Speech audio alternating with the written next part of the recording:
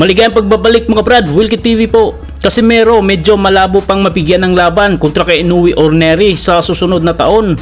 Matandaan po natin mga brad na nawala ng interes si Inoue at Nery na makalaban ng angas ng Pinas nang dahil sa naipakita nitong performance sa laban niya noon kay Oguni na isang retiradong kampiyon, ngunit nagpahirap ito kay Casimero dahil ito ay masipag magbato ng mga suntok. Nabanggit na rin ito ng promoter mga brad ni Casimero na hindi pa uubra si Casimero kay Inoue kung yung klaseng performance lang, at pinayuhan pa niya ito na kailangan ding magdagdag ng trainer at mag-train sa Amerika para mas maging magaling pa, at ilalaban muna ito sa mga top contender bago kay Inoue.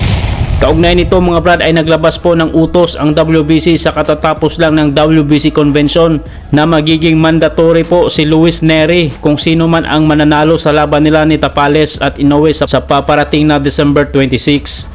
Nabanggit na rin ito ni Nery mga brad sa kanyang post dati na may kinakamadang laban para kay Inoue na magaganap sa Mayo sa susunod na taon. So hindi lang talaga sapat mga brad na gumawa ng ingay si Idol Casimero sa social media.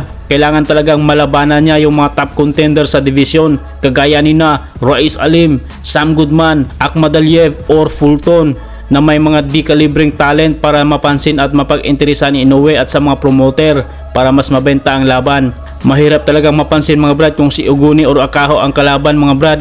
Hindi na nga masyadong sikat, hindi pa masyadong aktibo sa boxing. Hanggang dito na po muna tayo mga brad. Maraming salamat po.